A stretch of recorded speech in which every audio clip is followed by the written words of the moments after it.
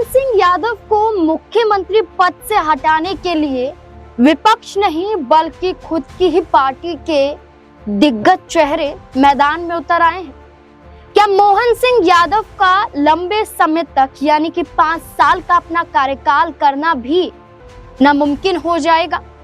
क्या मोहन सिंह यादव के नेतृत्व में भारतीय जनता पार्टी मध्य प्रदेश में कमजोर हो गई और क्या भाजपा हाईकमान को अब बदलाव करने की जरूरत आन पड़ी है? मध्य प्रदेश में इन दिनों विधायकों की नाराजगी देखने को मिल रही है। विधायकों की नाराजगी के साथ अब तो शिवराज सिंह चौहान और ज्योतिरादित्य सिंधिया ने भी बीड़ा उठा लिया है। मोहन सिंह यादव के समर्थन में नहीं बल्कि अपने राजनीतिक फायदे के लिए अलग अलग जरिए ढूंढे जा रहे हैं और अलग अलग जरियों के दौरान मोहन सिंह यादव को पूछा भी नहीं जा रहा। एक तरफ वो विधायक जो मोहन सिंह यादव से नाखुश इस वजह से हैं क्योंकि उनका शासन प्रशासन सुचारू रूप से नहीं चल रहा है, जिसमें कई विधायक इस्तीफा दे देते हैं। कई विधायकों का मानना है कि मध्य प्रदेश में कानून व्यवस्था इतनी कमजोर है कि खुद की ही पार्टी के यानी कि भाजपा के ही नेताओं की सुनी नहीं जा रही है।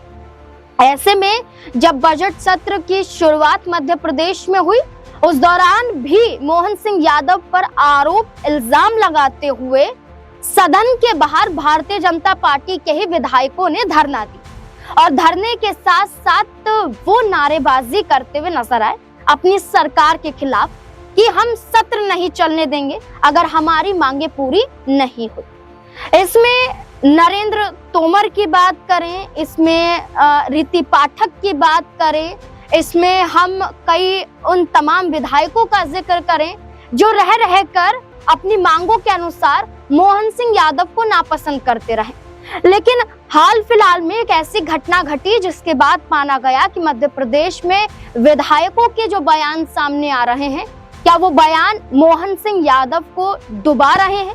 इसलिए मोहन सिंह यादव ने अपने मुंह पर ताला लगा लिया है। बयान उप मुख्यमंत्री जगदीश देवड़ा का कि हमारे जो सेना है, जो हमारे भारतीय सैनिक हैं, वो प्रधानमंत्री नरेंद्र मोदी के पैरों में नतमस्तक हैं, यानी कि उनका काम सिर्फ हमारे प्रधानमंत्री नरेंद्र मोदी के पैरों में झुकने का ही है।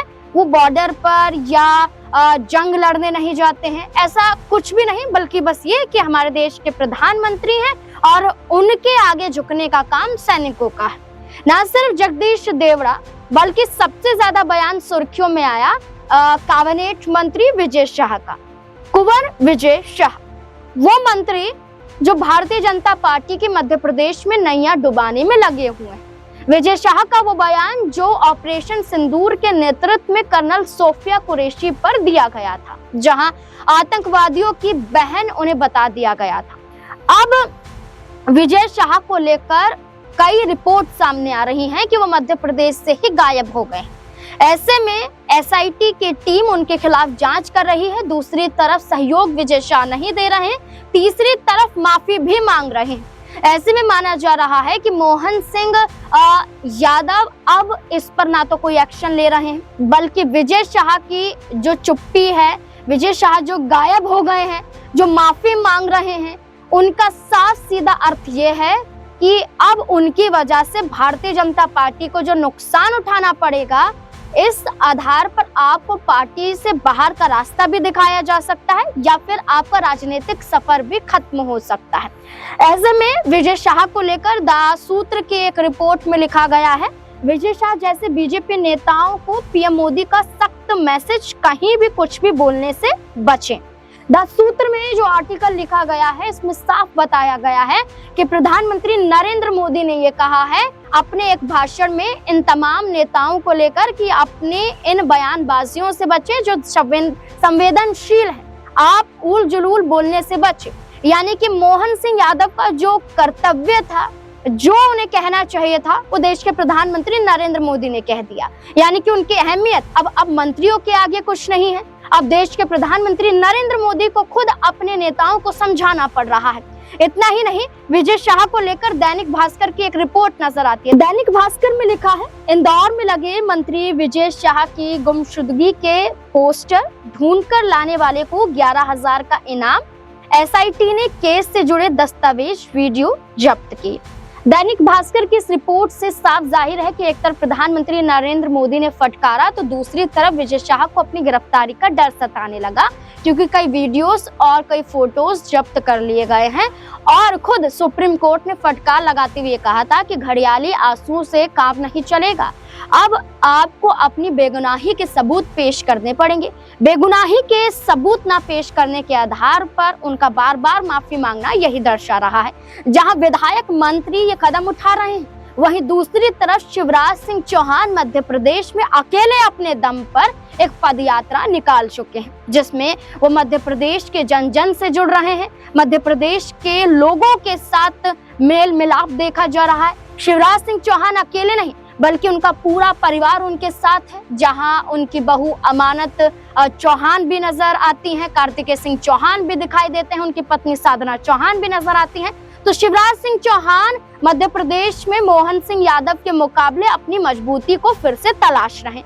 ऐसे वक्त पर जब मोहन सरकार पर विधायकों की नाराजगी बढ़ती जा रही है, मंत्रियों के बयान मोहन सरकार पर भारी पड़ रहे हैं। यही मामला नहीं है, एक और मामला है केंद्रीय मंत्री ज्योतिरादित्य सिंधिया से जुड़ा हुआ। ज्योतिरादित्य सिंधिया ने अब अपनी ही सरकार पर बड़े सवाल खड़े कर दिए हैं और कांग्रेस पार्टी के प्रदेश अध्यक्ष जीतू पटवारी अब ज्योतिरादित्य सिंधिया के समर्थन में आकर बीजेपी को ललकार रहे हैं। एक आर्टिकल देखिए जिसमें साफ तौर पर ज्योतिरादित्य सिंधिया आखिरकार किस घोटाले का जिक्र कर रहे हैं और क्या लिंक है भारतीय जनता पार्टी से, सब कुछ बताया जा रहा है। शिवपुरी के सहकारी बैंक में हुए करोड़ों के घोटाले के बाद ज्योतिरादित्य सिंधिया ने इस बैंक को सुचारू करवाने के लिए रिजर्व बैंक को पत्र लिखकर 50 करोड़ रुपए की राशि आवंटित करवाई और इसी बात को लेकर उन्होंने सावधानी बरतने की अपील करते हुए अधिकारियों से कहा कि ऐसा ना हो कि ये राशि भ्रष्टाचार की बलि चढ़ जाए। अब ज्योतिरादित्य सिंधिया के इसी बयान को कांग्रेस प्रदेश अध्यक्ष जीतू पटवारी ने समर्थन देते हुए आगे रखा है। जीतू पटवारी ने इसे आगे रखकर मध्य प्रदेश सरकार पर तंज कसा है। जीतू पटवारी ने इस बयान को कोट करते हुए एक ट्वीट किया और साफ तौर पर उसमें लिखा है कि सिंधिया ने मध्य प्रदेश सरकार को भ्रष्टाचार का प्रमाण पत्र दिया। कांग्रेस अध्यक्ष जीतू पटवारी ने अपने ट्वीट में लिखा है कि सिंधिया जी के असूलों को आंच आ गई, तभी उन्होंने मध्य प्रदेश सरकार को भ्रष्टाचार का प्रमाण पत्र दिया है। कांग्रेस अध्यक्ष जीतू पटवारी के इस ट्वीट को ट्रोल किया जा रहा है और इस ट्वीट पर अलग अलग प्रतिक्रियाएं भी सामने आ रही हैं और अब ऐसा लग रहा है कि ज्योतिरादित्य सिंधिया ने अपनी ही सरकार के खिलाफ बीड़ा उठा लिया है। दरअसल मामला कुछ इस तरीके से है। शिवपुरी के सहकारी नागरिक बैंक में करीब 100 करोड़ से ज्यादा का बैंक घोटाला सामने आया था और इस घोटाले के बाद अब इस बैंक को संचालित करने के लिए रिजर्व बैंक की मदद से क्षेत्रीय सांसद और केंद्रीय मंत्री ज्योतिरादित्य सिंधिया ने 50 करोड़ रुपए की राशि इस बैंक को उपलब्ध करवाई, लेकिन उन्हें भी डर था कि कहीं इस बैंक को मिली ये 50 करोड़ की राशि भी भ्रष्टाचार की बलि न चढ़ जाए। इससे संबंधित उन्होंने एक बयान जिला कलेक्ट्रेट कार्यालय में पत्रकारों को संबोधित करते हुए भी यहाँ पर दिया। इसी बयान को कांग्रेस अध्यक्ष जीतू पटवारी ने कोट कर सिंधिया के जरिए भाजपा पर निशाना साधा। अब ये बड़े घोटाले का जिक्र किया गया है और इसी घोटाले के जरिए अब मोहन सरकार घेर रही है। देखा आपने, इसमें साफ तौर पर एक बैंक से जुड़े हुए घोटाले का जिक्र किया गया है। एनडीटीवी की रिपोर्ट है जिसमें साफ तौर पर जीतू पटवारी ने सिंधिया का साथ दिया है। एनडीटीवी की रिपोर्ट में क्या लिखा जाता है? पीसीसी चीफ जीतू पटवारी ने सिंधिया की फटकार को भुनाया, बैंक घोटाला मामले में सरकार को घेरा। शिवपुरी सहकारी बैंक घोटाला है ये। इस घोटाले के जरिए ज्योतिरादित्य सिंधिया ने ही आरोप लगाए और भ्रष्टाचार के घोटाले के आरोप लगाते हुए अपनी ही सरकार को घेरा।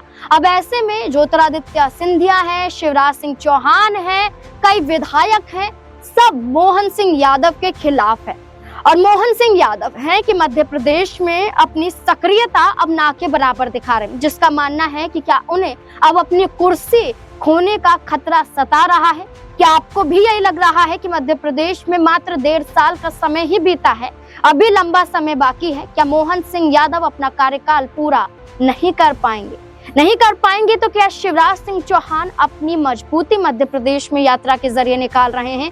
क्या ये यात्रा सीएम कुर्सी तक ले जाएगी? क्या लगता है आपको? इस पर मुद्दे को लेकर अपनी राय कमेंट सेक्शन में जरूर दें।